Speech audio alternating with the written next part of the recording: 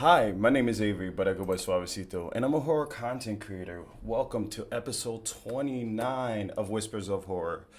We are two episodes away from hitting our season finale, and then we're gonna get to season two later in September. I'm super excited about it. I'm actually very excited about having this awesome guest, as in for the developer of the Mortuary Assistant, Brian. How you doing, Brian? Hi. Good, good. I'm happy to be just sitting down and relaxing and not just working nonstop. 100%, 100%.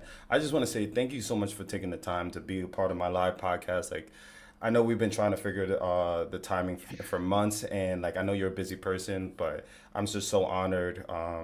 You're like I said off screen, like your game is definitely in the top five of all time horror games that I've ever played. So I just want to say thank you so much for making me scared. Like it literally makes me sweat in different ways. I have nightmares. Oh, well, that's awesome. That's thanks for having me on. I really appreciate it. Yeah, it's we were talking earlier that it's like back and forth is hard to really chase down, and especially when it's like I'm super busy and I hate when I miss DMs or lose track of them and stuff. I'm really glad that I'm here right now. And Hey, when people are like, "Oh, it's like your game's super scary, give me nightmares, whatever, and everything." It's like the highest praise, right? So yeah. it's super nice to hear. It's still surreal that people say that about something that I've made, but I do appreciate it. It's awesome. Yeah, so I just want to before we get into more the mortuary assistant, I just want to ask you a couple questions. And before I even do that, I would just want to let our fans know that I'm gonna be playing the mortuary assistant while we're having this interview. So hopefully I don't sweat through my shirt or like cry or make any sounds, and I apologize for anybody who listens to me scream. Um, Hopefully it doesn't bug out. yeah, no, no, no. Let me ask you, like, so what's your background in the gaming development? Can you just tell us a little bit about yourself? Yeah, so way back before the Earth's crust cooled, I was working in AAA, and I was working on the first job that I ever got was I was working on a game called Warhammer Online: Age of Reckoning. And it was an MMO, Okay. and I was doing world building for that, so I was an environment artist. And from there, I pretty much stayed in MMOs for a long time. I worked at a few different companies, working on a few different games, and my last job in AAA was I spent 2 years at Disney. I was working on a Star Wars project and a Marvel project. And after I had done that, I was sort of in this like I don't know where to go with my career next because I kind of had done the things I wanted to do. I got to be an art director. I had been leads for various things and worked on like titles I wanted to work on. And so when I realized that my career would just become chasing titles and like companies and just for like prestige basically to say I worked on this game or this that or the other thing, I was like, well, I'm going to do something real dumb and I'll just make something myself. I ended up working with another developer on a game called Welcome to the Game 2. I was doing the environment art for that, and I I did love I that did all game. the oh yeah I did all the environment art for that, Okay. and I helped with like basically like some design idea stuff and everything as he was trying to work through what he wanted the game to be. He would bounce some ideas off of me and stuff like that. Sure. Um, Unfortunately, we had a bit of a falling out, and during that time, though, I was teaching myself to program, and so I was like, all right, I think I've got enough that I can do something. So I made my first game. It's called The Subject. It did not do well, as most indie games don't, and I still had a lot to learn, but I like kept using the next thing as like I'm just gonna keep learning to program and try to get better at it and use like I already had all the art skills built up from my time in AAA, Hmm. but I needed to become a better programmer. And so I had made a few other games, and right during the Kickstarter for Our Secret Below was my game before Mortuary Assistant. I had made a prototype of Mortuary Assistant and was like, well, I want people to see what type of work I do. And this game has been sitting there for a bit, so all this prototype. So I was like, I'll just put that up on itch and see if that gains any interest at all, right? Yeah. And so when I did that, that's when it gained traction, and like Markiplier played it, and Jacksepticeye played it, and it was like this big thing. And I was like, oh, cool, great. Glad I'm still working on this other game, but I'll finish this one up. So I finished Our Secret Below, finally I made Mortuary Assistant, and that's kind of, everything else has just been blood, sweat, and tears up until up until this point where now I get to talk to people like yourself. Yeah, absolutely, absolutely. And I believe you just dropped the definitive version and that it's on consoles now, right? Correct? Yeah, today actually it launched on Xbox. It was the last console I was Hey, waiting for. It killed me I to be sitting on this thing where it was like it's a tough thing when you do all the things you need to do to launch on console. This is my first console game. In indie, like this is sure. the first time I've had my own thing on console and gone through this process myself. Hmm. And it's like there's a lot of people that get mad at you I for get things that. you really didn't do, Yeah, and there isn't much you can do about it. It's like of course. I can't to every single person be like, wait a minute, that's here, you can't, it's like whatever. It Yeah. goes with the territory. But yeah, it was tough to like. Xbox was interesting because there were issues, and then there would be a new thing that was like, oh, we have this new policy where you need to fill out this thing, and that's just started this week. So, but we need you to restart the process, right? And so stuff like that that's unforeseen. That's just unfortunate. But now that it's all done, I can finally be like, yay, it's on all consoles. And Cerulean Games is the porting company that handled the port. They've Hmm. done an amazing job. There's bugs and stuff, and they're working on it. They've been putting out patches real fast. They're doing really really well. I love the work they've been doing. Yeah. So yeah, it's awesome to have definitive edition out on everything and kind of put this in a place where I'm like, I'm happy with this game. I'm gonna Hmm. do. There's still minor bug stuff that like I'm not gonna leave the game just in stasis and leave it alone forever, right? Like if Yeah. someone finds a bug that is egregious, I'm gonna be like, I'm gonna fix that thing, even though it's definitive. I can't help myself, and then it'll go into the console version as well when I hand that over to Cerulean. So yeah, it's been fun. It's been cool to see everything come out on console. I'm curious to see what the reaction will be and how many people will even bother to play it on console. I don't know. Yeah. We'll see. Well, like I said, it's one of my favorite games, and I know a lot of people that put hours and hours. I'm probably up to like 30 or 40 hours in the Mortuary Ah, Assistant, and that's amazing. I'm starting to see the little demonic signals or symbols on in my eyelids. So just putting that out there, you did a fantastic job. That's Uh, great. what I wanted to ask too, so when you're not doing any game related stuff, like what are some of the things that you're interested in, like that has nothing to do with gaming? Like, what are some of your hobbies, or when you get away from this side of the world, of your world? Well, yeah, it's a lot of nerd stuff. I mean, we were talking about Magic earlier. Like I like Magic I the like playing Gathering. Magic. I got the cards in front of I me.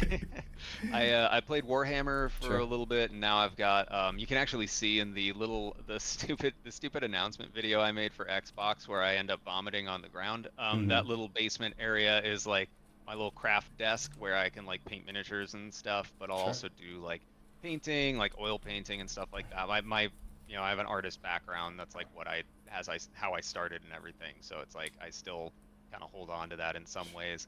Okay. Um, I actually just got into collecting records because I was like, I want to try something. I gotta have something else that I'm interested in because I do like a lot of my free time is also working on games. I just like Yeah. doing it, right? Yeah, I mean, if you're passionate about it, I totally get it. Like, I put like 100 hours into making content, being a horror streamer, and I don't even know what sleep is at this point.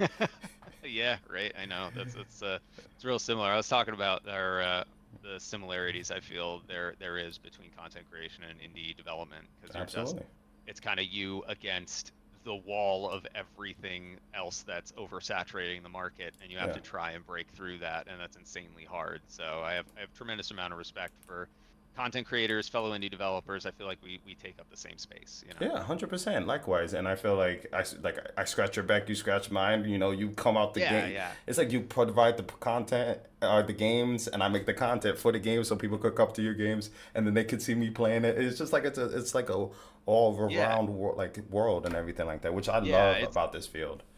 yeah, exactly. And it's got to work that way too. Like, you see a lot of like when I put Mortuary Assistant prototype on itch, there was a Hmm. whole lot of the like I play 3 random horror games thing Yeah, yeah. going around, and you still see that. There's still plenty of that, but it was Hmm. like it was kind of big at that time, and I realized that it's like people are just kind of scraping itch for content, right? Yeah. And so if you, then this is sort of I guess a tip, I guess, for fellow indie developers out there is Go like to if you can itch. get a demo, yeah, if you can get a demo or a prototype up on itch, um, like if it is a good game, I truly believe it will rise to the surface for people to see because content creators go there for their content, right? They And they I want to test to see that. like what's here and oh, this game looks cool, I want to play that, and they're Yeah. going to want to play an interesting looking game more than whatever other. There's a lot of like adult stuff that has gotten onto itch now. It's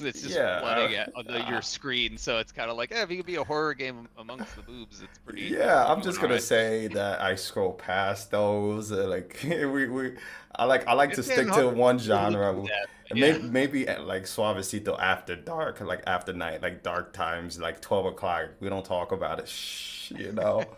Um, let me ask you, what when did you decide that you wanted to like work on video games and you wanted to be a developer? Like, what was like that moment? Like, were you in the shower and you're like, "Fuck it, I want to do some video games." Like, or you were playing Magic the Gathering, or like, So you know. yeah, so I mean, it probably comes as no surprise as a very nerdy teenager. Mhm. And when I was maybe about 14, I started messing around with 3D modeling stuff and like Okay. modding games and like working in an editor and just trying like I got started in Unreal, Sure. um, just like changing textures for things. I hadn't really thought anything of it. I was just had fun doing it, Mhm. and then I had gotten a less than legal copy of 3D Studio Max, and I had made a model. I think it was a tomb, if I remember correctly. Yeah, Okay. and I had placed it in the editor, and I made collision for it, and I remember walking around the thing and like shooting shooting it with like the various guns that exist in Unreal, and like there's a grenade that bounced around it and bounce out and everything. I was like, oh, this is really cool. This is really cool to like make something and have it be a physical interactive thing. Mhm. And from that point, I was just kind of sold, and I didn't, again, still wasn't sure. Like, I didn't know I wanted to do game stuff, but while I was in school, a representative from regrettably, the Art Institute uh, came and talked about how video games could be a career, and I was like, oh, well, that's super cool. And that's when I started being a little bit more like, oh, this is like a job people do. That makes sense. Games don't just come from nowhere. People have to be paid to do this. So Yeah. that's when I started heading down that path and trying it out. And I went to Art Institute and did not finish 3 years. I got 2 years of a 3-year degree and got hired early to go work at Mythic on Warhammer. Nice, nice. I think that's awesome. So before we even get to the mortuary assistant, I'm gonna switch over so people could see the gameplay. And I've been stalling, and I'm glad you had like these long answers Yeah, because the sorry, I don't more mean no to be no no so.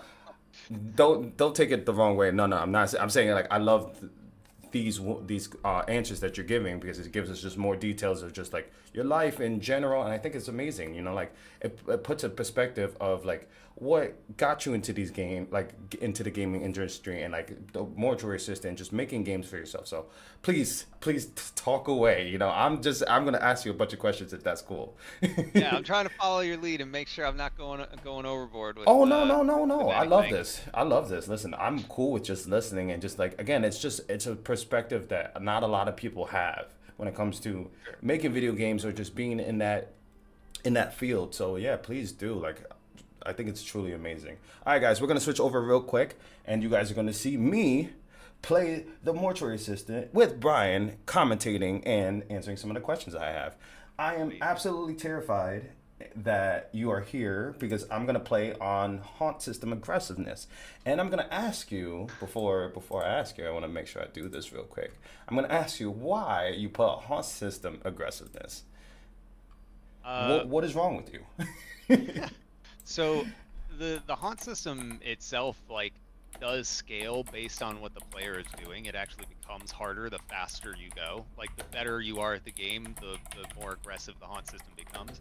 Okay. But I wanted there were people that wanted to basically have no haunts. And there were people that they were like, oh, I don't see these things often enough, or I really want to see this event, but I haven't come across it. And so I was like, well, if I add a multiplier to that, your chances are going to be a lot higher that you're going to run into the event that you might want to see.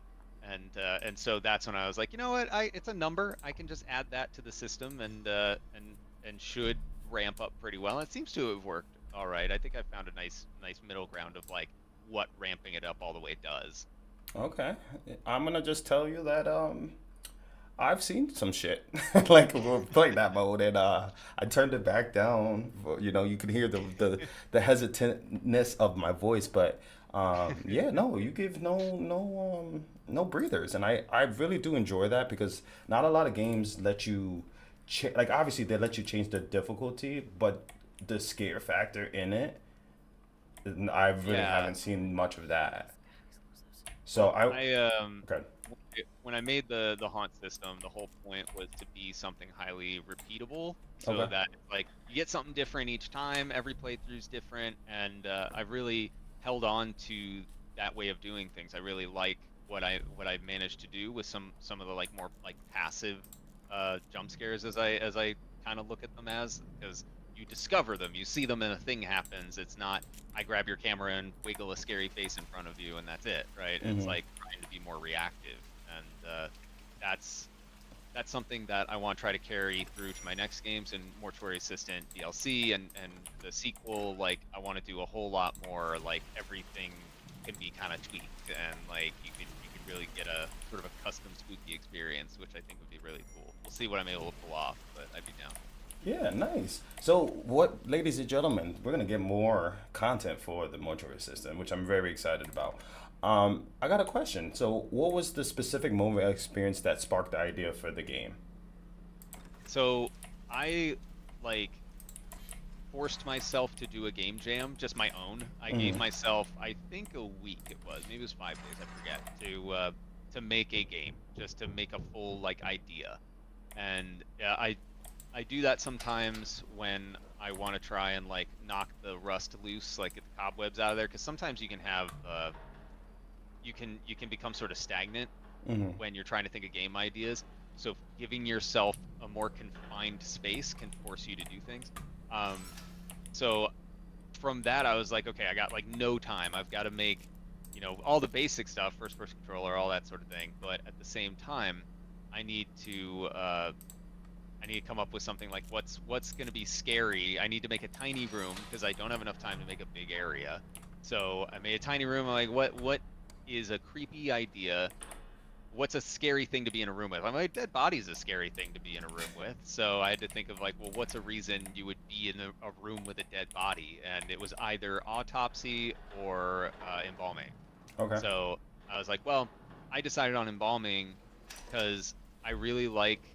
I've done a whole lot of embalming research, and it's a little weird now, but like I really like the more intimate nature that you have with embalming, the whole process, because it's more of like it's like a marriage of art and science Mm-hmm. as opposed to autopsy, which is just fully technical, right? And you're with embalming, you're like up close looking at stuff and doing things and adding makeup, if or like doing like the various like wiring the jaw shut, putting the caps and all that stuff. You're very up and close and intimate with a dead body. So that's why I ended up going that route. And in that time, it was just a dead body in a room with some random scares. There wasn't a haunt system or anything like that. It was just conceptually that. And fortunately, people really liked it and shoved me in the right direction and showed me that it's like, okay, I need to make more of this. And Yeah, there was the just big task of how do I make more of this?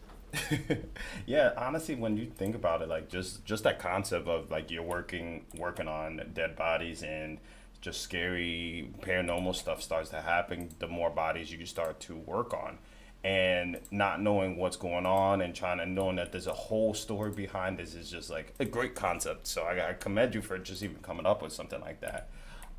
Can you talk a little bit more about like the story behind the mortuary assistant and like between like the three houses and like I'm sorry, what's I'm blanking on her name. Rebecca. Rebecca? Rebecca. Yeah, Thank you. Thank you. yeah. Thank you. and her like the story, like, and how did you come up with that and stuff like that? Yeah, so as I was like racking as I I was try to not racking my scream. brain as I was uh as I was racking my brain on like how I can justify things being like happening in this environment, um, I realized that it's like, okay, I was focusing on like demons in the mortuary, haunted house, whole thing very focused on the entity. And then I realized that it's like there's only so much you can do with that before it's just like you're turning into basically like phasmophobia or something, where it's like Yeah. you got an entity and you gotta deal with the entity. And I realized that it's like I like story in games. It's just something that I like to do. I'm a big like Hideo Kojima fan, so I like, of course, not the same like giant long cinematic things, but well, maybe with Ending Six, I don't know, but I just like story in games. So I was like, well, if I want to justify the haunts that are happening, the scary things that happen, I need to really lean into the story of the character, Okay. and they need to have a really brutal past so that there can be things for this demon to exploit, and I can come up with some crazy imagery and like touchy kind of touchy subjects and everything, and just things to make you uncomfortable. And so so that's why like story events like this is a great example, where it's like it is a hint to Rebecca's past. Like when you go up to her hanging in the hallway there, you recognize that it's your character. That's one of the reasons I got asked this before at a previous PAX on why I decided to do an animated intro where you Yeah. see Rebecca talking to her grandma, because you don't really see a ton of that Uh in the huh. rest of the game. And part of that reason was to establish what the main character looks like, so that way when you see that and when you hear her voice, you know that it's you, right? There's a haunt where the shadow demon creature dude is calling to you to come over in your own voice, and the player would have no idea that's you unless I did some things where I really kind of lean into that story and have moments where you see her or hear her and understand that that's her, sort of establish those things. Um, as far as the the structure of like the demonology in the game, Mm-hmm.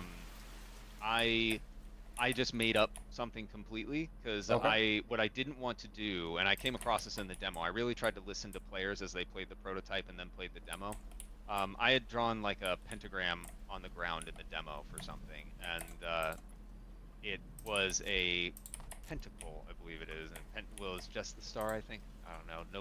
Nobody take me to task on this because it's fogging my memory now. But the idea of a five-pointed star being inside a circle was actually meant protection. It didn't actually mean like anything demonic. And so at that point, I was like, okay, if I try to use existing things, I open myself up to that sort of inaccuracy, and I don't want to have inaccuracy. Uh I huh. want people to really buy into what I'm doing. And so if I make something up, instead of pulling from something that exists, people will just learn about it, buy into it, and go, okay, that's what's going on in this game, rather than, being like, well, technically that's not right or that's not right, and it takes them out of the experience. So I ended up creating this whole hierarchy in hell with all these different houses, and there were three houses of hell. Mm-hmm. And through that, and people, I don't know how many people have actually like noticed this, but in the Night Shift database, there's a reference to how there's these different tools of the demonic, and one is the mimic, one is the woman in white, The and one one, is the yes. shadow man. Yeah, I seen that. And those are related to the houses of hell. Like one house of hell uses one specific tool, another one uses another specific tool, and there are actually haunts in the game that are Right. demon driven, meaning like if you've got the mimic peeking out from behind the case over there, Uh huh. in the next playthrough it might be the woman in white, and Oh. that is a hint to which house the demon is in.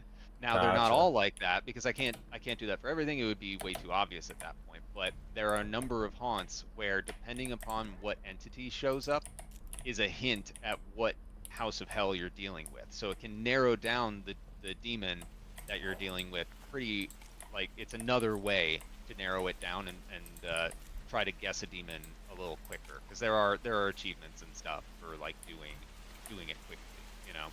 And just like, are you familiar with the ash and Yeah, mash? by over here, right? By the crematory, like before you burn the body, like Yeah, you could yeah, put it you on the grab stomach. that. And, yeah, yes, yeah. Yeah. And so there's like a passage from a like a demonic Bible that I wrote, and that's all made up too.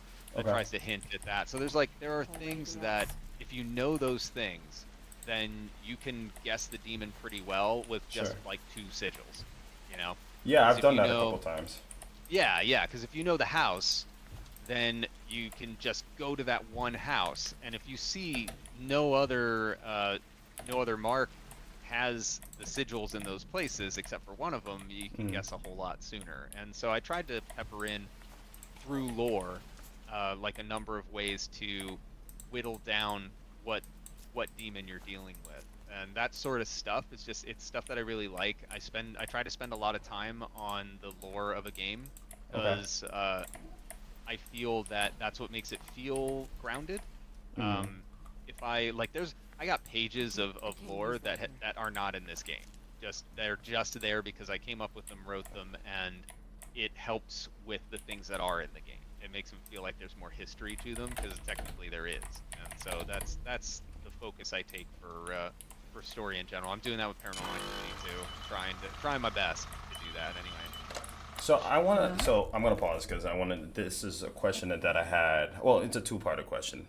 Well, the first one, when you brought up like this um the ash on the stomach that tells you the house. My question for you is, can the sigil the house that shows on the stomach lie to you? Can that be a wrong house? Yes, if you've got the wrong body, like that's the thing is you already need to kind of have a thought on which body it is, and then if you do know which body, then you can check the house and confirm. Like that's the thing. It's more Gotcha. meant as a confirmation, but Okay. as you get to know the game better, it Mm-hmm. can become an early hint.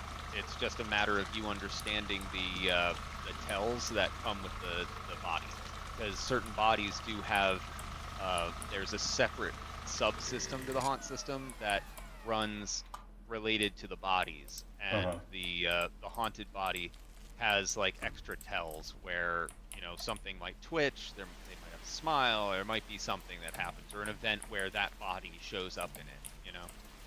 Gotcha, gotcha. So I want to. So obviously, like there's random jump scares. Like, how do you like each play? Because let me rephrase this. So each playthrough, I feel like there's different types of jump scares at different points. How did you manage to get that idea that you're gonna like this amount of jump scares happens during this playthrough, and then you'll get random jump scares in this playthrough? Like how many? So my big question is like how many jump scares or scary moments are in the game that is generated? So I think right now there are 120 about, maybe 120? yeah, something like that.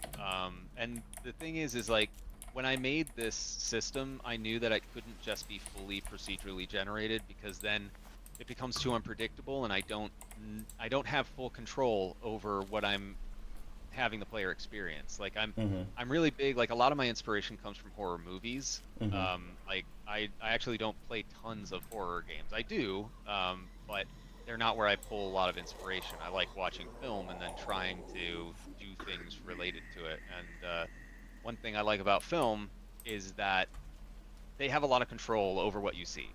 Okay. 100% control over what you see. And so I wanted to make a system that kind of worked that way, whereas like in a movie, you're kind of scanning the background to see spooky things in the background, and when you see it, you're like, oh God, there's the thing, right? Yeah. I wanted to do that for this too. So I ended up making a system that had a lot of reactionary things, and but it also it does randomly pick an event, but there are things tied to what makes an event actually trigger, and then there are a number of factors that go check against where you are in the game, where you are in the building, how far along are you in possession. Sometimes it's like what items do you have, are the lights on or off, like that sort of thing. So there's Mm-hmm. a number of factors that choose if an event runs, and those conditions need to be met before it happens. And so that's why I think things feel a little bit more organic, is because it's not just randomly picking one and throwing it at you. It's actually paying attention to what you're doing.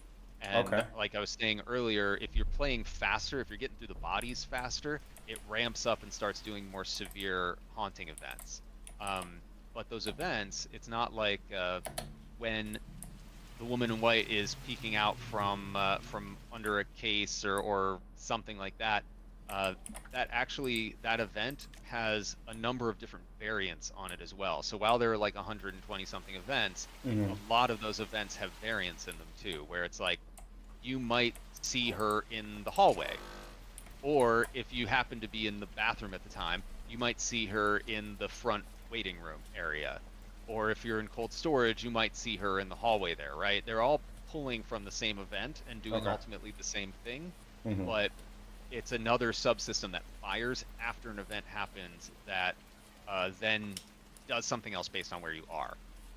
There's some things that'll like detect if you're turned away, so make sure that it only happens once you're turned away. So when you turn back around, there's something there. Kind of mirroring that like constantly overused in movies double take where they look one way and there's nothing there, and then they look back and the thing's there. Like it's that sort of thing, right? Right. And so all the events are kind of built that way, but they're bespoke at some level where I have physically gone in, placed stuff, and made the script that gets run through for like what event is going to happen. But then those are chosen at random, and there's other events that run.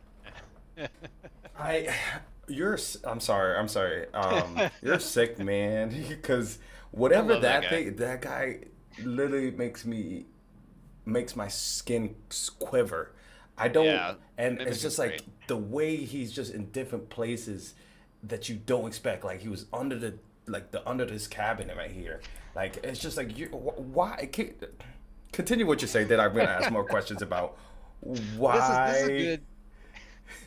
This is actually good that you have it cranked up so much because these things come up and it works with what we're talking about. So the mimic, that's something that I hate. He disappears there. Yeah. That's my mistake. No. Um, but the the event like that, the fact that he's on the cabinet there, that's one that a lot of people get. It's because it's really easy to get one in the main room, right? Because you're Mm-hmm. circling around in there, you're doing a lot of things that trigger stuff. Um, but if you are not in that room, that won't happen. If you're in another room and that event tries to fire, it'll be like conditions aren't met. Do something else, and then Sure. something Okay. else will come up, right? And so there's while the event itself is a handmade thing, Oh my the system. fucking god. I'm so sorry. That one is one of my favorite ones. I really like that one because it's so simple. I'm trying I my love. best. I'm really trying my best. Like this is probably the worst decision I've ever made. Like making This that, is doing really it. cool. I've never done an interview with someone where they're playing the game while doing it, and it's pretty fun to see. Yeah, yeah, I got the idea from Games Done Quick, like having like Yeah, okay. developers, and I was like, you know what, I'm gonna do that with horror games, and this is a mistake.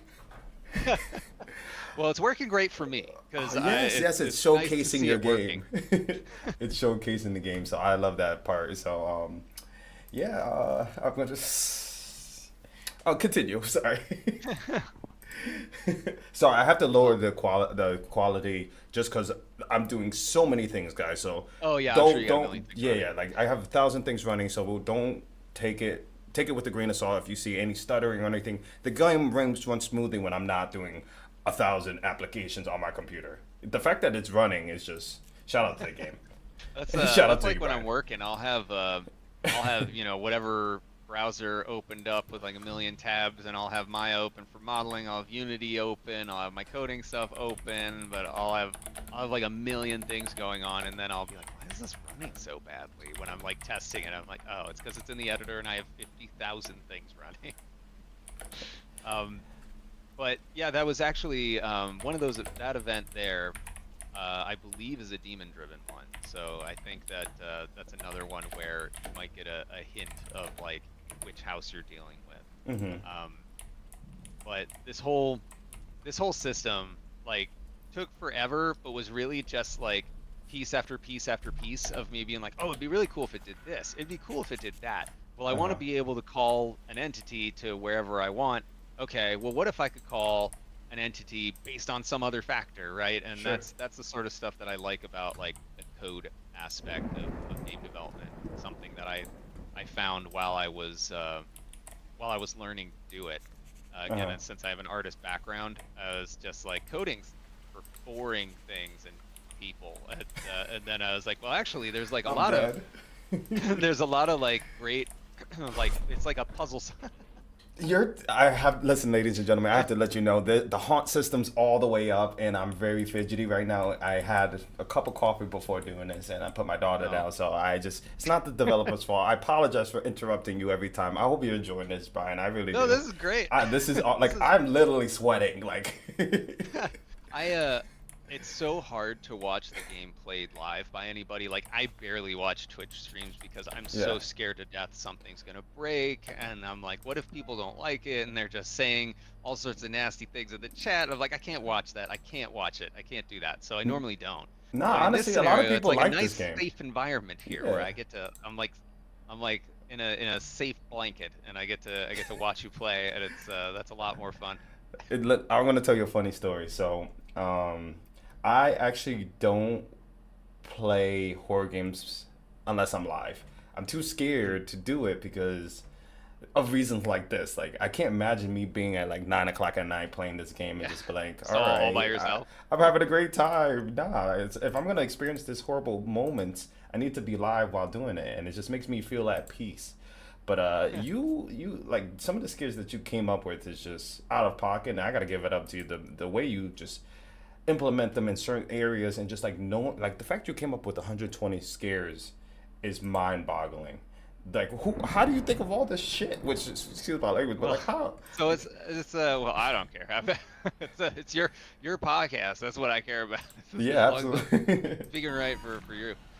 So yeah, that's actually when I was, let's see, I don't remember how old I was. But I had sleep paralysis demon stuff for a bit. Like I had like sleep issues for a while, and I would get sleep paralysis. If you're not familiar with what that is, Oh yes, I do. that's yeah, that's when you wake up before the chemicals in your body. Yes, Yep, like that's the chemicals in your body. You're saying? before the chemicals in your body wear off that keep you like in position when you're asleep. So when you wake up, you can't move. And so Yes. the problem with that is like if you're having a dream of some kind, like I've had dreams where like I wake up and the thing that I'm dreaming about or having a nightmare about is outside my window, and I can see it outside my window in my room because But you can't I move. am awake, Sure.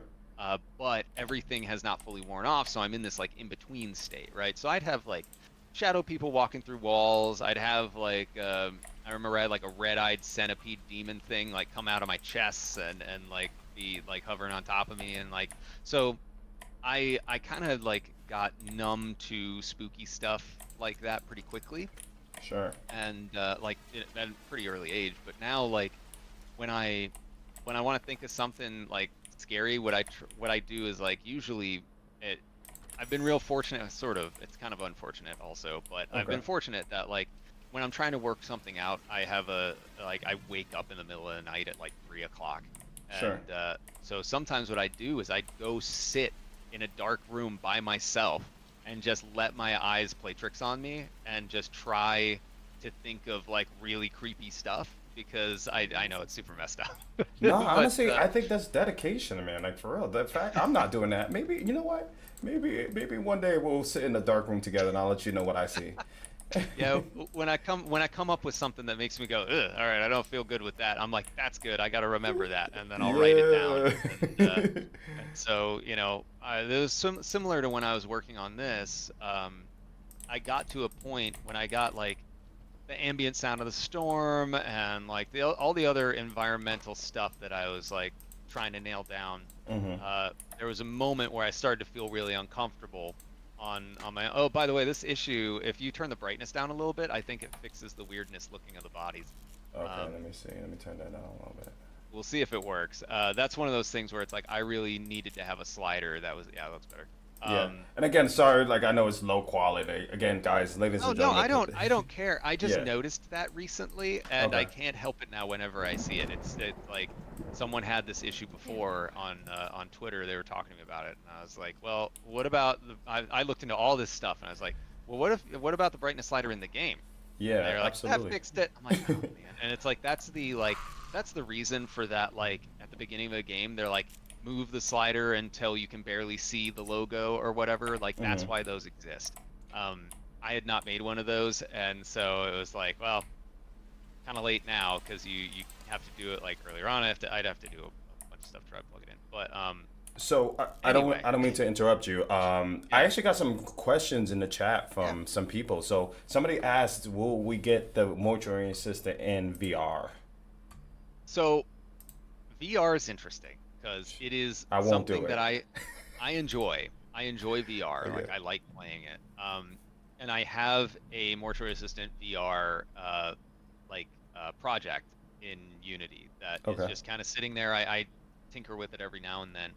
The problem is that like the amount of work and effort that goes into making a VR game, you usually don't see those returns on it. And I'm tinkering with it on the side every now and then, just sort of out of love for the idea of something spooky in VR. I think it'd be really fun. Hmm. But the reality is, I've seen time and time again, especially now because I co-direct a publishing company.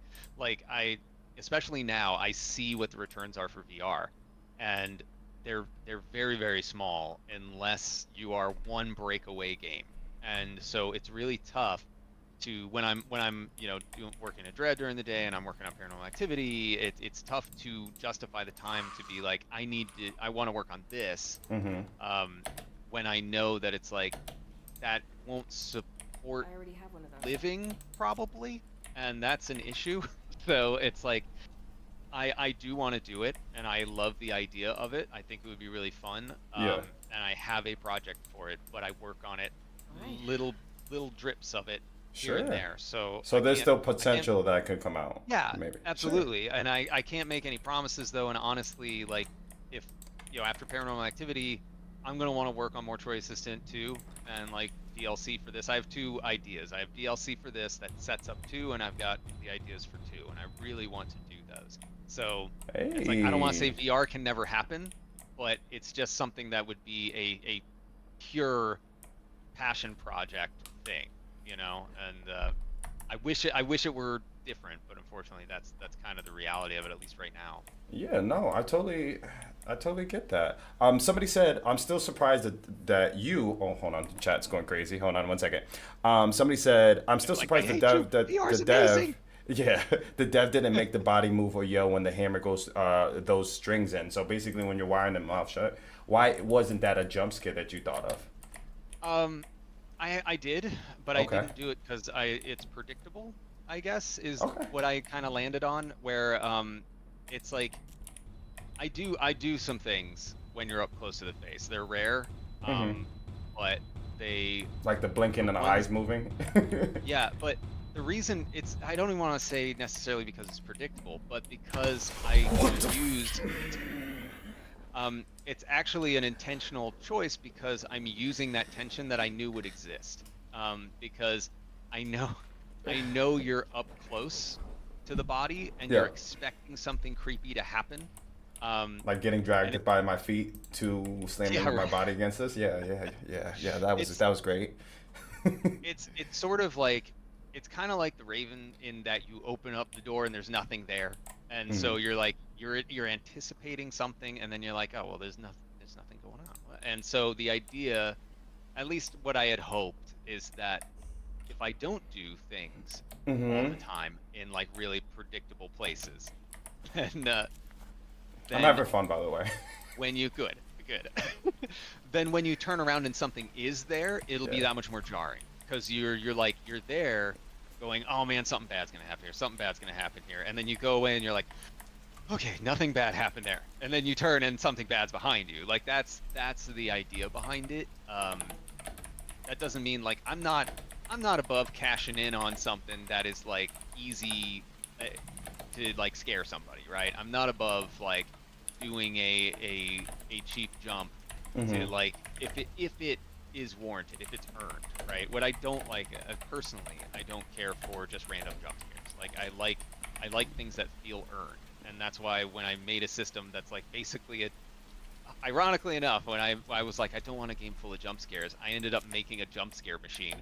But but um, the thing about it is that nothing happens till you look at it. If you don't see it, it just doesn't happen and Awesome. moves on. The game moves on, right? Uh-huh. Um, and so that is for the hope that I can create that feeling of when you see something spooky in your own house, where it's like you see things and your brain starts kind of going crazy with ideas of what could be going on, or you hear something and your brain starts running on its own. Yeah. I was hoping I could take advantage of that by setting up things, or rather not taking advantage of things that are more of what I would think of as obvious, right? Yeah. um, but now that I've seen more people play it, I'm like, it might be nice to have some of those sometime. And I think this game does have some, but yeah, that's the ultimate reason for not doing something like that. Okay. Just because, yeah, I feel like it'd be like and people are waiting for it. So when it happens, there's a bit of a payoff there that is worth it, because you go, I think something's gonna happen, and then something happens, and you're like, I knew it, And I think there is value there, absolutely. Yeah. But Yeah. it was I'm just just a gonna choice let you that I know made if for a you lot of did put this. that part, I might have quit the game multiple times. Well, then maybe I should have done it. Now, honestly, sometimes the most expected thing still gets people. Listen, I hope you're ready, but we got a lot of questions. The chat Yeah, is loving the absolutely. stream. They say they enjoy the game and everything. So we're gonna just shoot. I You don't have guys, chat up. I didn't want to no, like no, let no, that no. This is a, distract. this Like, this is yeah. TikTok chat. So, Oh, okay. one person said regarding the jump scare we were talking about. It's predictable, but every streamer I've seen are extremely on edge when they do it. So basically saying like people are on edge playing this game. So even the scariest thing, like the simplest thing, still Yeah, could get somebody.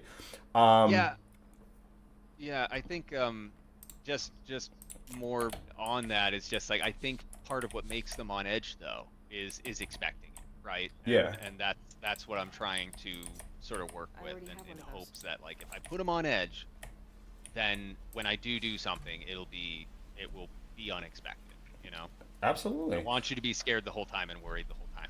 Somebody said, is six endings it, or will there be more? Sixth ending is it. That one I put a whole lot of work into. It's Hmm. crazy how much work goes into 7 minutes, right? That's how long that ending is like Yes. 7 minutes, 7.5 minutes, something like that. And like, you know, because it's just me. Like I animated all the stuff and did Hmm. all the everything, and so it's like one of the things that I had put money into, like again, this whole thing was a gamble. People make But up stories. I was like, Death is a scary thing to a lot of people. I never gotten this scare. Ghost bodies or whatever. so that one is a callback to the intro where she's talking to her grandma, Okay. and like I try to do a few of those things where it's like things like the demon uses her grandma's voice sometimes, or Yes. like I had voice actors for like who plays her father do some demon lines, so that it very much is like her subconscious being used by the demon. So that's why things like that happen. Nice, nice. Somebody said, did you, Brian, go and talk to individuals who work in mortuaries to help with the story?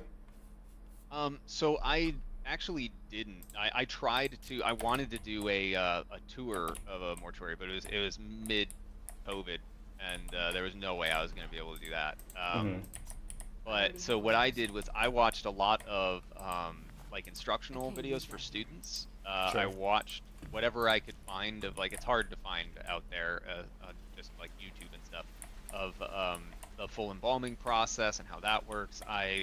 The fact, yeah. I went and looked up. I looked up what all the instruments that are used in embalming, Hmm. and I did a bunch of research on those. And I went and found where you order those instruments, and Okay. they have like their basically user guide as PDFs on the site. And so I would Mm-hmm. read about how these tools are used. And so I'd combine the knowledge of the tool use itself with the stuff that I read about the process and the videos that I had seen, and tried my best to make the process as believable as possible. But what I did was I removed, like, there's a lot of stuff removed for brevity's sake, because Mm-hmm. it would take like 2 hours to do one body if I did the entire thing. Yeah, I get So, that. and maybe that's not bad if it's interesting around it, but for this case, it wasn't the goal. It wasn't the goal to make just like a one-to-one simulator, right? Mm-hmm. So what I did was I use some tools that are not used anymore, like for the when you're filling with cavity fluid, that whole process, you're using a gravity technique, and that's not used anymore really. It's used for like smaller stuff, I guess, but I tried to use like a mix of what would be creepy and what would be accurate, while still being accurate, Mm-hmm. and making the steps like as uh, as realistic as possible, so no one would be like, "That's not how you do it." Mm-hmm. Luckily, I had a number of morticians that did reach out afterwards that were like, "It's really crazy how accurate it is. Have you worked in a morgue?" And I'm like, or a mortuary? I'm like, "No, I never did, but that's great to hear." Yeah. And I'd usually get the like, "Oh, well, you left out this, you left out that," and I'm like, "Yeah, like I know, but it's like." I really appreciated all the like feedback and ideas for things that I got born from that, though, which I want to like when I do the sequel, I really want to expand on the process, because there's a few things. One major request one was like doing the like makeup stuff, like Yeah. fixing facial issues and like or like gunshot wounds and stuff, right? And I think I'd really like to explore how to do that. Yes, chat. We are, and ladies and gentlemen, it sounds like we are gonna get a sequel. Somebody asked in the chat, are there? I think you mentioned the Paranormal Activity. Is there Yeah. any other new projects we should expect in the future? Do you want to touch a little bit on, like you So said that you're working on Mortuary Assistant? I can talk just about like what I kind of have on the horizon here and in the Sure, sure. works. And it's like the time frame for that. Like it's gonna be a minute before new mortuary assistant stuff, because my focus is paranormal activity right now. Mm-hmm. And it's an official game. It's with Paramount. I have meetings with Paramount, like Let's once a month to like go. talk about the game and everything. They really like what they've been seeing. Um, I can't. No, I I get can't it. really talk about it because Sure, sure, sure. Paramount is very like lock and key with everything. Though Got it. one thing that I'm trying to do, they haven't really worked with indie devs before, especially not a solo indie developer. Mm-hmm. Um, and so I'm actually trying to sort of define with them how to work with indie developers, because we sort of thrive on being able to share our content, right? Okay. Like if people don't know your game exists, you can't get any traction with it, right? And Yeah. so I don't want to lose that about the process, because I really enjoy like posting things about the game and like showing models, showing animation. I like streaming it on Twitch. I like doing all those things. And I haven't been able to do that because there needs to be like an understanding from them basically about like what that entails, because they don't want me giving away anything that's like, you know, super important to the game or the IP or anything like that. So what I've done is I put together like a deck for them that explains like the sort of things that I would do, gave some example streams and stuff like Mm-hmm. that. And so we're in talks about how to handle this stuff, and they are very receptive to it. They want to do it, but it's also a really big company with a lot of red tape, so it takes time. But I really want to I want to show that stuff. But Yeah. I've got a while on Paranormal Activity still, All right. like a good while, and then after that is when I'll hit up DLC for Mortuary Assistant. Okay. That's like the next thing I want to do right away, and that would be um, a lighter DLC, but it would be kind of story heavy.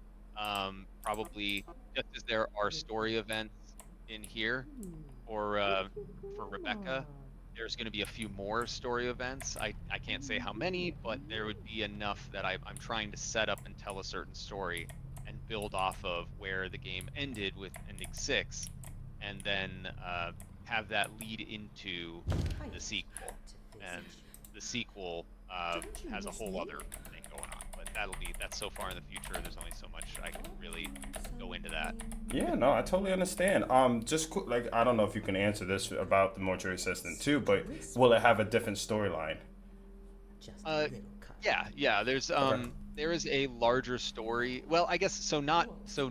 I guess no. It's the focus is going to be shifted a bit, but Mm-hmm. it is building off of what I've set up here, and it's building off of what I set up here so that I have specific things that I want to tell and tie up, and I can say that like people want to know more about Raymond, like Mm-hmm. uh, this this version, vanilla Mortuary Assistant, has been all about Rebecca and then raising questions about Raymond's character. Yes. And so what I want to do is get to answering that stuff. And that's really like the direction I want to go. So I have an overarching story that I'm trying to tell, that I know that I want to tell, and I'm really excited to get into that. I've just got Paranormal Activity in between. Nah, I totally get it. You busy. You got busy beat between Dread XP, making a mortuary, like finishing the definitive version of the Mortuary Assistant for all consoles, ladies and gentlemen. Don't forget, you can get the Mortuary Assistant on all consoles. So make sure you support this dev who is on this live podcast, ladies and gentlemen. Also, you're working on like I said, Paranormal Activity. Got all these things, so I totally get it. I wanted to ask, what triggers that grandma's seen so much? Like somebody asks. So there are levels of haunts that happen, and there's like I think it's small, medium, aggressive, like massive, large. Part of it is that the haunt system's ranked up, but once you get to a certain level of possession and to a certain part in the game, it's going to start pulling from those. And since there are only so many of those, there's only so many to choose from. But also, the grandma event triggers when you're in that room, right? That's one of the factors it looks at to be like, are you eligible for this event? So you meet the criteria for that one a lot more, and that's why you see that one. But it's also why I gave it variants, where it's like, if you stay in there the whole time, one thing happens. If you walk down one hallway, it happens in that hallway that you just had.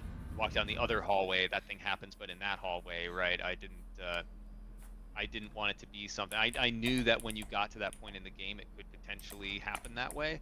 So I wanted an option where you could just ignore her, and eventually it would stop, right? And so that's why that's there. And then she calls me a little bitch. That's actually why I wanted to add more events that were that size, but there's so much more effort to do. Yeah. I have a little mocap suit that I wear. I don't know why I said little. It's my size, but I I have a mocap suit that I use for animation because I was starting to get into this, I think, in a previous question and trailed off. But a one of the things I try to do, because I'm a solo developer, is I try to find things to do that will still deliver the quality that I want to deliver while still while saving time also, and that's really hard to do. But that's why one of the things that I was like, this will be worth it, was the mocap suit, because I could put that on, record the animations I need, and then clean them up. And so in a matter of minutes, I could act something out and then clean up the animation, then animate it by hand. There's still plenty of things I animated by hand, but the mocap stuff saved a whole lot of time. But regardless of that, I have to come up with what the event is going to be. I have to then do whatever animation that needs to be done. I need to get voice acting done for it, or something equivalent in size, and those take longer to make. And it was just to the point where it's like, what do I want to focus on? Do I want to add a bunch of smaller to medium aggressive haunts that people will see a lot more of, or and then focus on the new ending and lore stuff and everything? Do I want to focus on those things, or do I want to take that same amount of time and make one or two big ones? And it's like, I felt like it made more sense to take the time to do the new, take all that time for the new ending and other haunting events and some new bodies and stuff. I felt that was much more like worth the time with what I was trying to do in the time that I had to do it. Hey, I appreciate all this information. It's just like, ladies and gentlemen, let's take a second and give a round of applause to beautiful Brian. Just to understand like how much thought and concepts and just the blood, sweat, and tears this person put into this video game. I would, like I said, like this is one of those games that I've played maybe 40 hours with, and I still have yet to be bored with. I get burned out. Don't get me wrong. Like trying to work on Of dead course, bodies for yeah. 40 hours is I feel like it's my real 9 to 5. And you can't see it right now, Brian, but everybody's saying W's in the chat and just giving you so much love and praise for this game. And like I said, I think like you definitely put out something that is truly amazing, different, and a lot of people are excited for Mortuary 2. Like they're asking so many questions about it, but like I said, you were incredible, Yeah. and just wanted to put that out there. Somebody says, do you have a nickname for the mimic, for a name, yeah, a nickname? For I him? don't have a fun nickname for him because it's just always been the Mimic for me. You made a But plushie from him for him, right? yes, yeah, I've got a little plushie dude on one now. Oh, Chad, we're gonna see the Still plushie. got a little plushie dude. Yeah. Hey! But that was wild too. It's like I was like, I don't know why anybody wanted a plushie or something of mine, but it was really cool, and I like it. It's great. I love the thing. But no, I don't have any pet name because it was always just white guy in the file. Uh, so that's like all I'm it dead, ever was. man. And I was like, well, he can't be white guy in the game, so I need to come up with something. And so I that mean, was, he could have. He could could have. have been, sure, but I had lore that I wanted behind it and everything. So Mimic made sense with the lore. 'Cause Yeah. it's supposed to be a demon that wants to look human, but its punishment in hell basically is that it'll never be that. So the Mimic is actually not what it really looks like. That's the shell that it's able to like cobble together and make to look human. But no, one of the things I really like though is like everybody seems to have a nickname for that thing. Yeah. Somebody said another streamer calls him Francis. Somebody called him Kenny. It's like there's a really like he gets called Steve a lot, Steve. and he gets called like Frank a lot. I think there are two names. Yeah, it's like I saw so many times that people were like, oh, we call him Steve. And it's like, oh, weird that so many people feel like he's a Steve. Yeah. I mean, hey, shout out to Steve. Shout out to the All the mimic Steves Steve. out there. Steve. I get that from the Wolf of Wall Street, like Steve Madden. Like I don't know. Sorry about that. That's so cool. I'm just gonna if you don't mind, just rattle off some more questions people have. Yeah, absolutely. I apologize. I don't have the chat up. I just didn't want to be like distracted reading it when I want to answer like your questions and see what's going on. Yeah. and everything. So, no insult to the chat. Sorry. Yeah. I love this. that. This is a question from me. During how long did it take to make the Mortuary Assistant? And but before you answer that, if at any point you gotta go, let me know. We can No problem. totally just give me a heads up, like a 5-minute warning, and then we can We're definitely good. wrap it up. All right, bet. Chat, we're gonna go as long as we can while we have the dev here. This is one of my questions. Like, how long was the development of the Mortuary Assistant? And second part.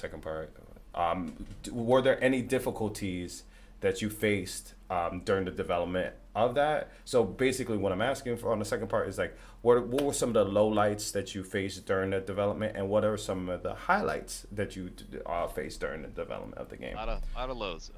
So Mortuary Assistant took me a little over 2 years to make.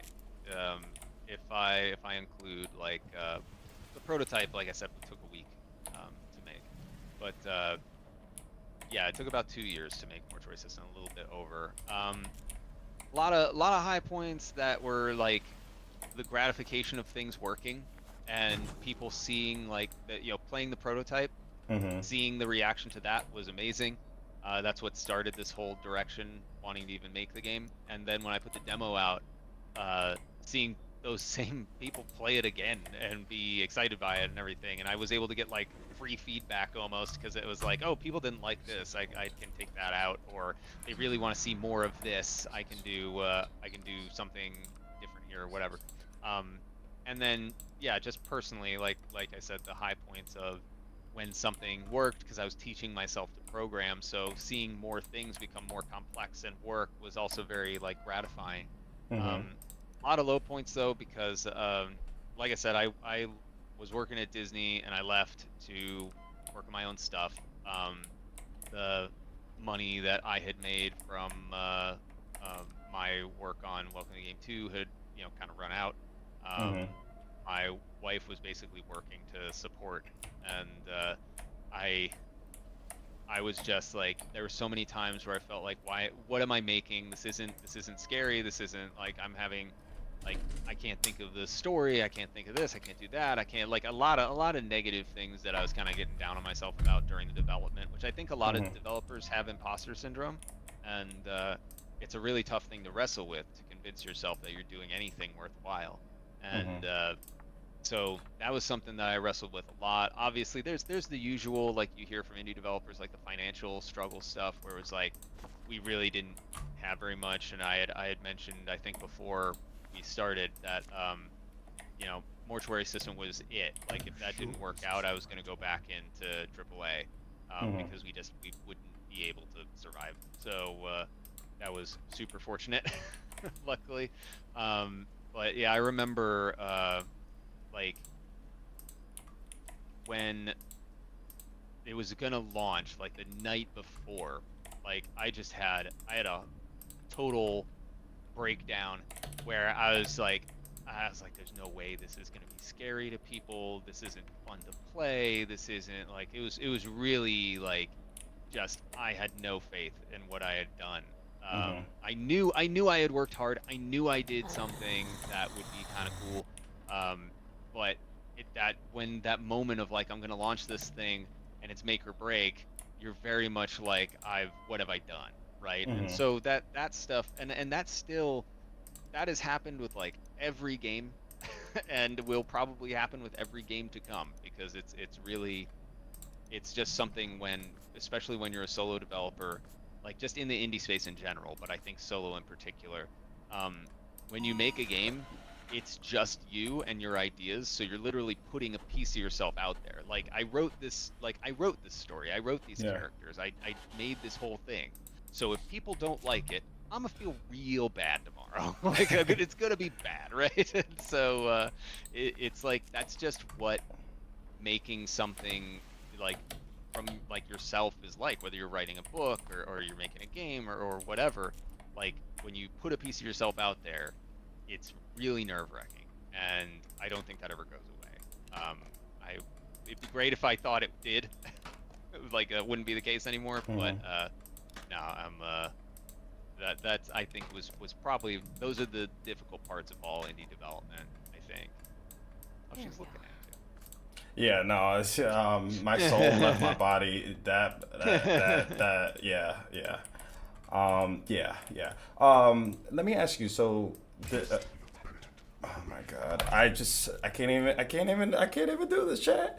Pause, I can't, pause. I can't even do this, everybody.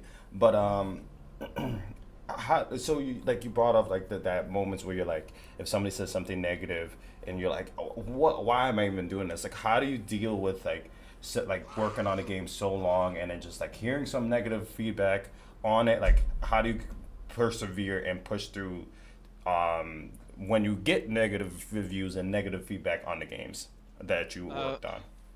yeah, luckily from my time in AAA too, like I learned that like players can sometimes just be mean, which, I mean, it's not that simple. Like the way I approached it, and I think this really helped me understand it, was Mm-hmm. these people who play the game, they are spending their hard-earned money to purchase your game and play it. So of course they're going to have thoughts on it, and if they Mm-hmm. don't like it, they're going to tell you. And that really isn't that's not wrong, right? And Yeah. so yes, as an individual, it's really easy for me to sit here and be like, why does everybody got to be mean to me, right? But Yeah. like in reality, it's just another game they bought on Steam, Yeah. and they've spent their money on it just like any other game, whether it's Madden or Mortuary Assistant. They spent the same money they earned, right? Yeah. And so of course they're like their feedback's gonna be valid. So that really helped me kind of get over the like if something is very blunt or if something is even sort of mean-spirited in the way it's said. Mm-hmm. Like that really helped me get over it, that it's like these people are coming from this position, and I found that some of the worst offenders, some of the really mean people, actually end up, if you talk to them and you apologize and you do, like I always take the kill them with kindness approach, because I don't like there's no reason for conflict with me. Like I don't want to be like Yeah. really confrontational. But I found that like if you try to work with them and talk about the issue, one, you can figure out what's really happening in the game, so maybe you can fix something. Mm-hmm. But also, if you happen to turn them around to be like, oh, okay, well, thank you for listening to me. I understand what's happened. They can sometimes end up being your best advocates, and they'll like I've had people that have been really aggressive before, and Yeah. I've listened to them and tried to do what I could. I can't always do something, and I've told people it's like I can't do it for whatever reason, and it's like, but still, if someone else would say something, and that same person would come in and be like, oh, they're working hard by themselves. You can't talk to you. Like it's like, okay, cool, but it's like those listening to those people as far as like feedback. I try to take in aggregate data where it's like, okay, this person has said they're having an issue with controls. Maybe they Okay. were nice about it. Maybe they were mean about it. I don't know. But I've got one person saying they have trouble with controls. So I'm going to tuck that over here and be aware of it. But I'm not going to do anything about it yet, because I can't stress myself out over every single piece of feedback, even if it's Yeah. even if it's valid, even if it's true. Like unless it's a glaring thing where it's like, okay, yeah, this is totally broken, right? But if it's like, 1 out of 10 people, and think there's higher priority things, and be like, okay, I'm going to take note of that and set it over here. Then if I get another piece that's like, I got problem with controls, okay, 2 on the stack. I got a problem with controls, 3 on the stack, okay. And then eventually, if enough people are saying they have an issue with something, that needs to be fixed. And so that's kind of been my approach, and it's what's sort of allowed me to kind of sift through the noise Sure. and not take it personally, is Mhm. like when I look at it as a mass and go, what are the waves doing, right? Is there an overall wave coming in of an issue that I need to pay attention to? And then Yeah. the individuals, they sort of fall into the noise, and it's not as bad anymore, right? And that's kind of been my approach. Okay, okay. I just want to read some nice things people are saying about you, because you deserve it. Somebody says you seem pretty cool. Somebody says Oh. watched the playthrough with the new content last night. Thank you for a masterpiece horror game. Just want to Yeah, just that's- want I don't know. So, this you deserve it. You really do. This is a masterpiece. Somebody asked, what elements do you regret not putting in the game? So, Listen, they come and they yeah, want to know. I think if I had more time, again, it's like when you're pressed up against like having to get a game out there, you got to make compromises, and also you can't spend $1 million on a game. But like I would love to like add more to the embalming system. Okay. I think is a big one. I'd really like to do that. I would like to have, I think, a more involved haunt system. Whereas like this is what I've made. I think it's good. I would love to have another layer of like truly generated things that like still work within like a bespoke feeling. I know that's weird, but like when I had something that I was starting, and I was like, I can't use time this way right now, where I was basically trying to recreate some of the more manually made things that I liked to do in code, and have events happen where it would choose like, hey, I'm going to choose this spirit, and I know the player's here, and I know this is happening. I'm going to put it here, and I'm going to choose an animation based on this thing, and then I'm going to choose a sound effect that's going to play with it. I'm going to choose what the lights do, right? And have the system do that. And that was something that I really wanted to make, because I know, even though there's 120 or whatever events that could happen, eventually you run out. To the one viewer's comment about the grandma event, happening a lot.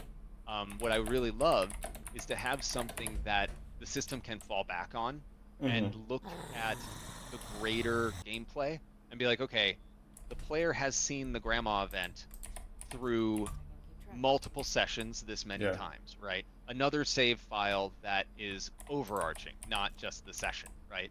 And take that into account when running other events. Like that's what I would like to build, is something that in addition to the bespoke stuff, because I really do enjoy doing that, and I think it comes across that it's like made with more care.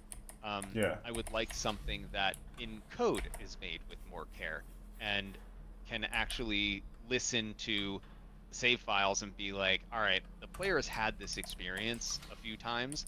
I want to make sure it's a different experience. So I'm going to do this, I'm going to do that, I'm going to piece this together, and I'm going to run it at this time. And that way I have all my work that I do by hand, and then a fallback system that does all that. So those, I think, the two things for this game in particular where I would have liked to have done a little bit more with the embalming and a little bit more with the haunt system. I think there are other small things here and there that I think would, polish up the game, that would make it, just that little bit nicer. Yeah. But those are the two, I think, core things, and I would like to add those in like future Mortuary Assistant stuff, and Awesome. also for paranormal.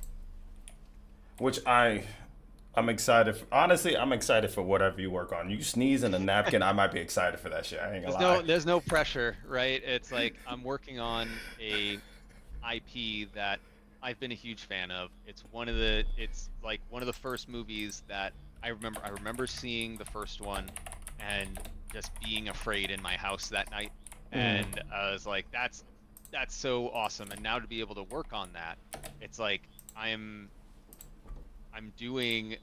working on something that I've really loved, and I just hope I don't do it poorly. Basically, I hope I do a good job. And we'll see what happens, because it's like, not only now there's a new layer here where it's like stuff I've never really been like a part of before. We were talking about this before we started, where it's like, before Mortuary Assistant, I was just a dude making games, and I'm still just a dude making games, but it's like, it's weird to like hear people say, I don't know, maybe this is just a sad thing, but it's weird to hear people say nice things and be like super complimentary to what I've made. And because of that, that's not lost on me. That means a whole lot to me. And when I'm working on something like Paranormal Activity, I know that it's like, okay, there are fans of my game, and I don't want to let them down. There are fans of Paranormal Activity. I don't want to let them down. So I need to hopefully find a good marriage of what I want to make and the story that I'm trying to add. Paramount's being really, I like, aside from the red tape, I love working with Paramount. They've been very, very like receptive to just like the story I want to add and the things that I want to do. Like there's lore that I want to add to, like, let's just say like some of the demonology stuff and everything in it. Like that's something that I'm able to do, and it's got to go through the right channels, but they'll have that conversation with me, and I feel really fortunate that I get to do that. So I just need to make sure that what I make is something that I can be proud of, Mortuary Assistant fans will like, and paranormal fans will like, right? And so there's no pressure, but Hey, no. I'm adding it on myself, I'm sure. Yeah, no, honestly, I think Paramount, and again, I'm not trying to blow your head up, but I think Paramount picked a perfect person to make a Paranormal Activity game. So like, honestly, just like do what you do best. Like don't overthink it. And I think you like, honestly, you made an amazing game. So I can't wait till it comes out, and I'm sure it's gonna be a banger. And I'm gonna do a 24-hour stream of it. For sure. Oh, I've done 24-hour streams, and they take it out of you. Yeah, no, especially when it's a horror 24-hour stream. You start to fall asleep during it's rough. I know when I've done 24-hour streams, I'm like, I'm so excited to do this, and then around like hour 6, I'm like, oh my god, what am I doing? Why am I doing this? Yeah, if you forget to eat and you're like, I'm starving. I wanted to ask, why is there only 3 bodies that you work on when there's 5 refrigerators? So lore-wise, I was like, well, first I felt like 5 would be too repetitive, like because Okay. you're doing the same process, right? So Yeah. that's like the But I'm real working on a nine reason to for. five. Come on now. But that's the real reason that I chose 3. But at the same time, lore-wise, like Raymond has worked this shift himself, and it's not all the bodies are possessed. So the idea is that from the bodies that have been there, he's taken care of the ones that he knows are not during the day, and then Gotcha. what's left are the ones that might be, right?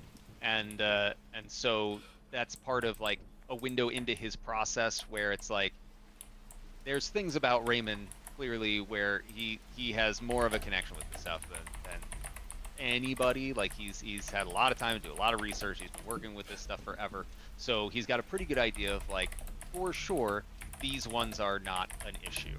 Hmm. And so I'm gonna take care of these during the day when keep up appearances, and then yeah save the weird stuff for night.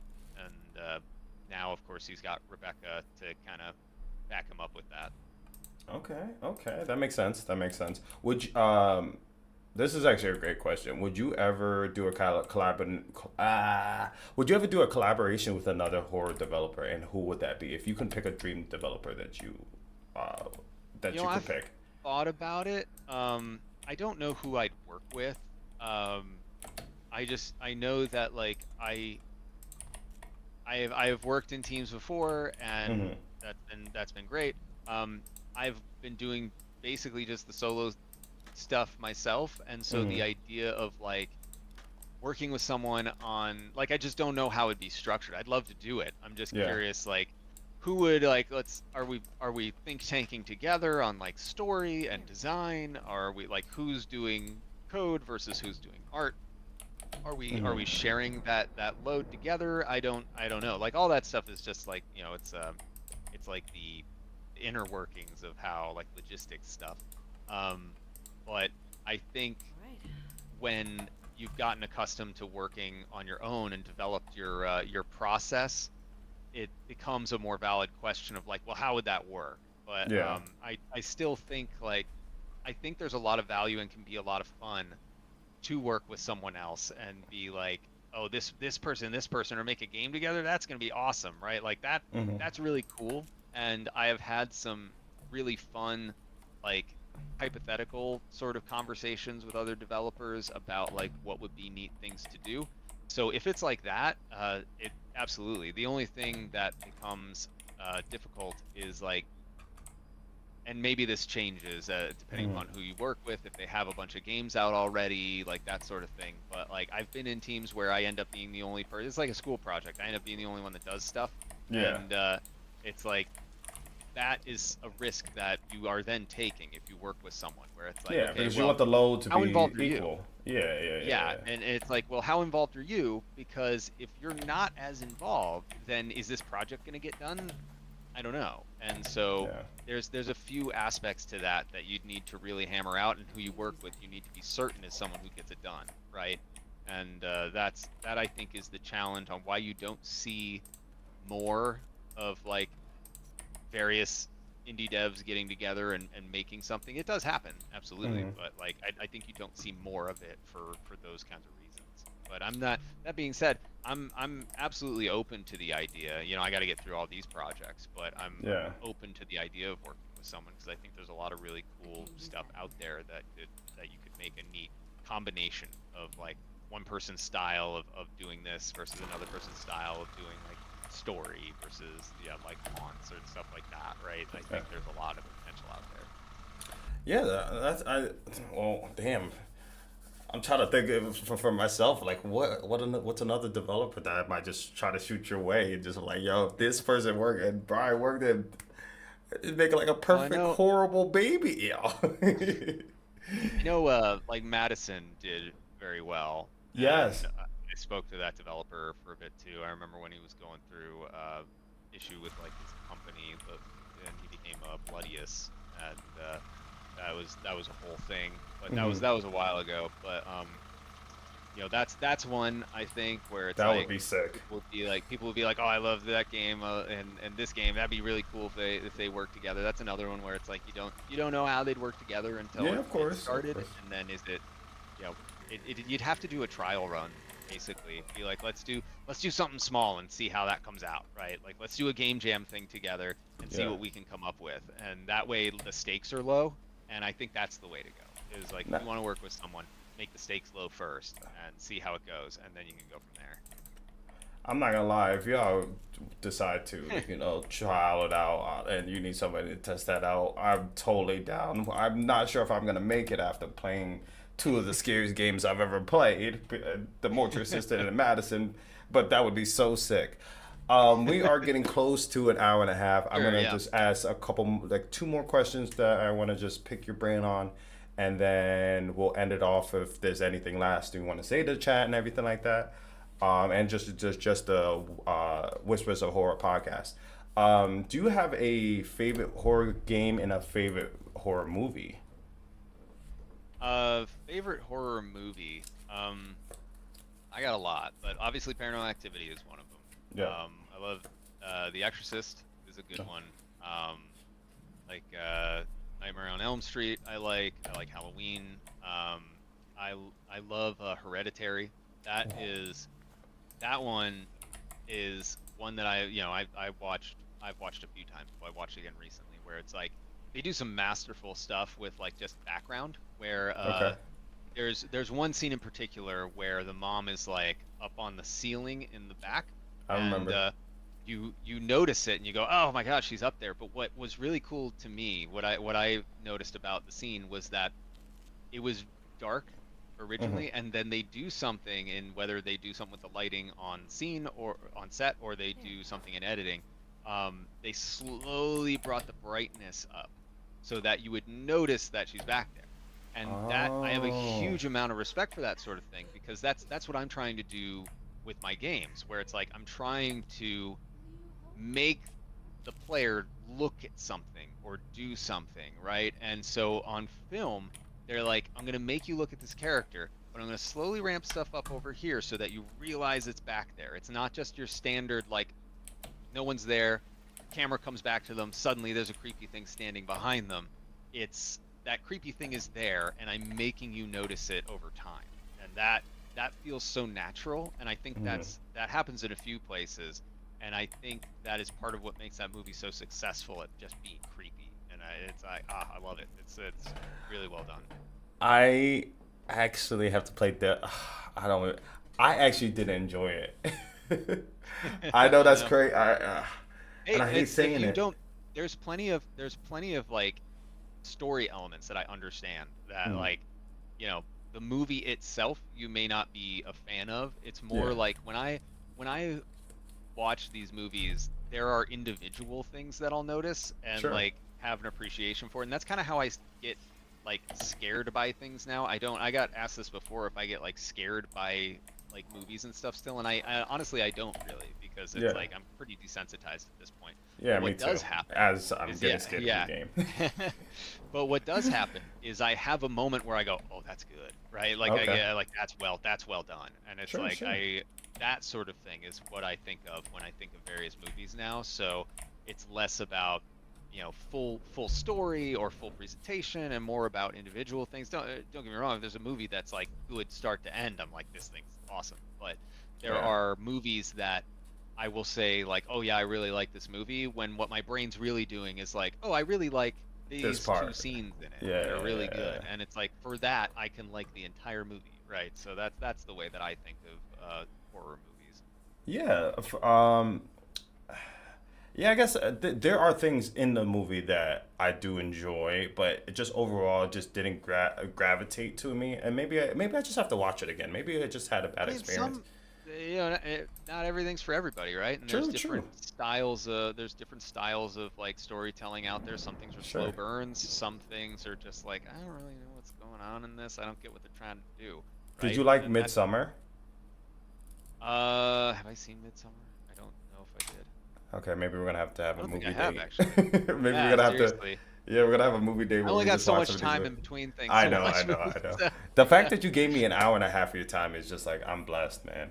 Oh, I'm no worries. absolutely End blessed. of the day is easy. That's like, no one's pinging me on Discord or Slack or anything. I Sure. can just sit here. This is bliss. Hey, listen. Like people say W dev. Nah, you are truly amazing and everything like that. What was the other question I had for you? Oh yeah. Is it like you kind of touched upon this recently, like a little bit before, like maybe half an hour ago, but is there any advice you would give to upcoming devs that want to get into the horror game space or just in the gaming in general Game development space? in Yeah, general. yes, Um, game development. It's late. I yeah, I guess you got to be realistic about where your strengths are so that you can know where your weaknesses are, and those are the things that like for me, it was code, right? Like I knew Yeah. I didn't know how to code, and I knew I needed to teach myself, and so I took the same approach to code that I think would be helpful to other people, which is like do things in small bites. I think it's really easy to want to try to make an entire game. I think it's really Hmm. easy to have like you have an idea and you're like, I want to make that. I want to make the thing. And it's like I got this great idea. And it's like, well, maybe it's not a terrible idea to let the great idea sit and do small things that you still need to do to get where you need to be so you can make the big game, right? And Okay. that's like what I have, for example, for me, I was like, well, I need to know what do I need to know how to code to make a game? It's like, well, I need to be able to click on things. I need to be able, and this is all so basic stuff, but now, which is amazing that that's how it is now. But Hmm. before it was still all magic where it's like I need to be able to click and what I'm looking at I can interact with the thing I'm looking at. Okay, so I learned how to like I learned it's called ray casting. I learned how to do it from the camera and like when I click a mouse button I could like get the debug text to say something and so then I was like, "Oh, cool, I figured out how to do it." And that was majorly gratifying. Hmm. So and I just did that for each thing. It's like I need to make a door open, so I need to know how to animate something. I need to do this or do that. And as I did those, I would get those little like that was firing the reward center of my brain, and so it kept me going. Whereas I think if you just jump into something head first, if you don't quite know all the things that you need, and you just go, I'm just gonna start making my game. If it doesn't come together, you're not gonna get that reward feeling and Hmm. you're going to lose steam and you're going to get discouraged and you might stop. So that's what you want to avoid. You want to avoid stopping. And I think the key to that is giving yourself little wins until you are where you need to be to just do everything, right? To do Gotcha. everything you need to do. And then you'll get to that point where now that you're making your game, you're applying all the things that you tried and they're working, and now your game's starting to take shape, and it's so much more, and it'll keep you really going. And that's what worked for me, at least when I was learning code, and that's the best thing that I can think to tell people is like whatever it is, whether it's art or code or like scheduling, like whatever it Yeah. needs to be, just start small. Give yourself whether it's like a mini game jam thing or something, and to figure out how that all works, like just start there and work Yeah. your way up, you know.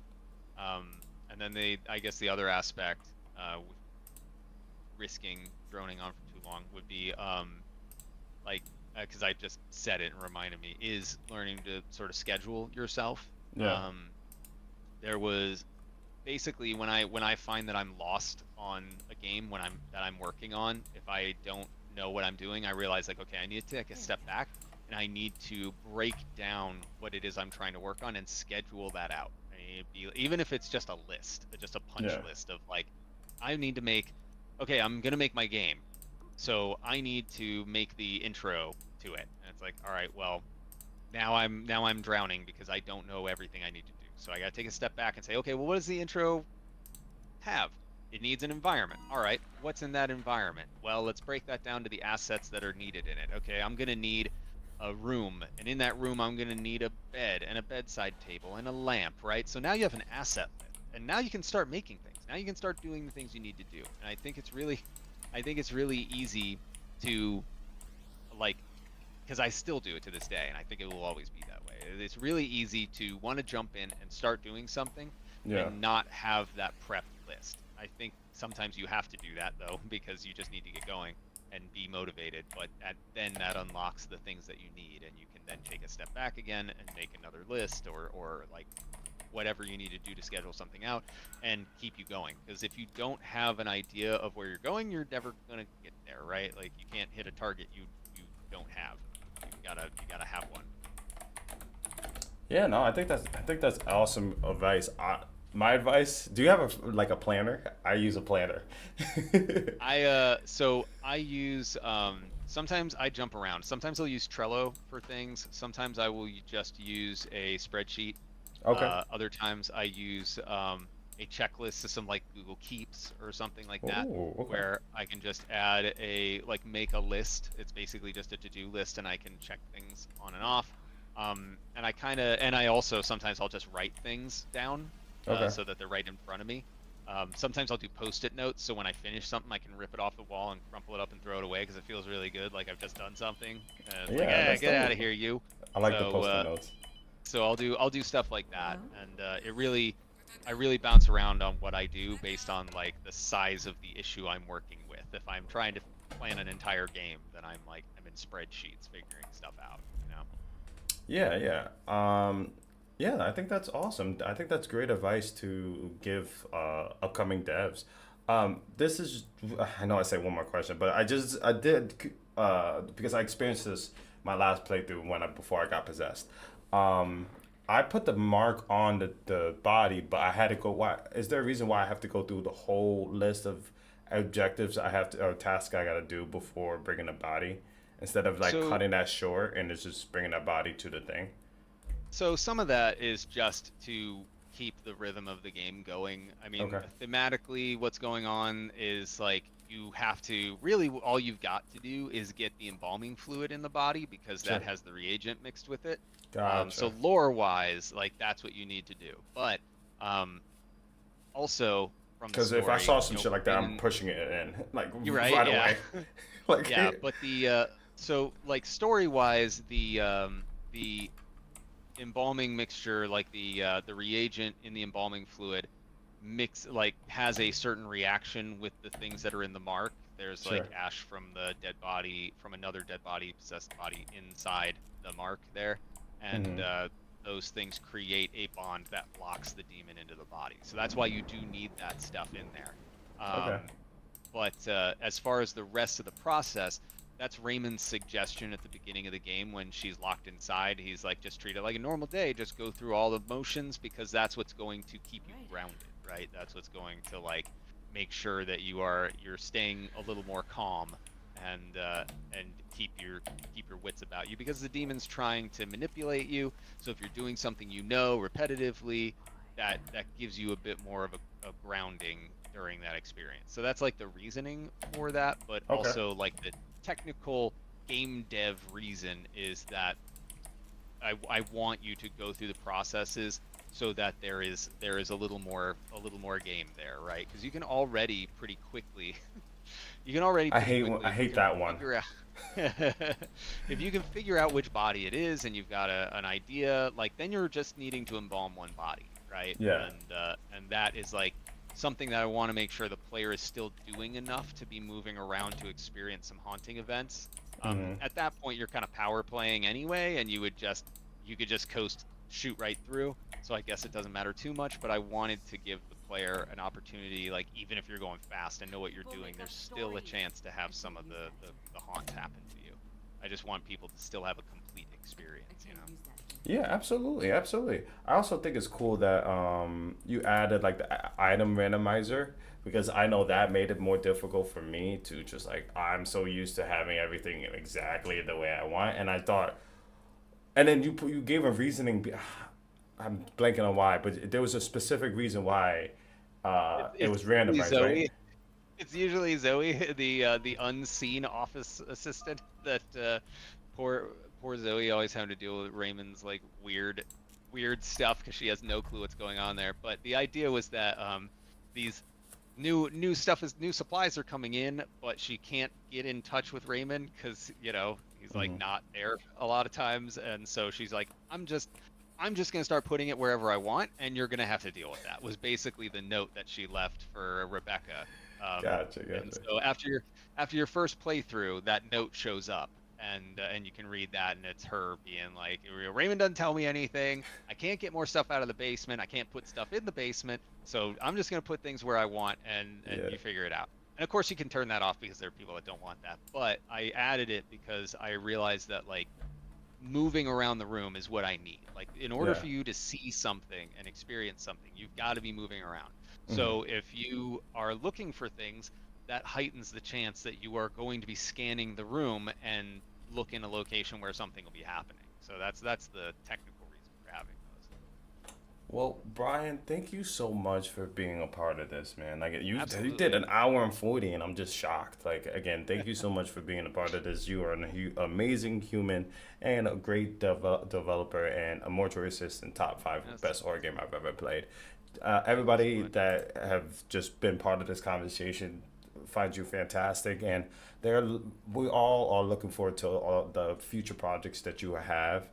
And my final question is there anything else you want to tell the people who are listening to this episode of Whispers? I mean, if you got an Xbox or a PlayStation or a Switch or a computer, you grab Mortuary Assistant now, which is pretty awesome. I have not. This is my first like personal game on a console, so it's really cool to see it out on all of them finally. Xbox took a minute, but Yeah. now it's finally out, so I'm super happy for that. Other than that, yeah, it's just if you want to try and hunt me down, like stalk me on various socials to find out what's going on with paranormal activity when I'm allowed to start sharing stuff for that and just know what's going on. I'm on mainly Twitter and TikTok now. But I mean, I've also got Instagram and everything, but it's all just Darkstone Digital. So if you want to like, or DS Digital Dev, I guess. But you find it if you want it. If you want, come on by. If not, that's cool too. Absolutely. So, ladies and gentlemen, don't forget the game, the Mortuary Assistant Definitive Version, is on all platforms, consoles as well. Make sure you go by and check the horrible experience, not horrible experience, but the horrible experience you will experience from this game of how scary it is. Go check it out. That's a good tell. I like that. Shout out to Brian. And I will put all the links of all his platforms and just the game tag link as well in the description of all the platforms. I just want to say thank you guys for listening on episode 29 of Whispers of Horror. And until next time.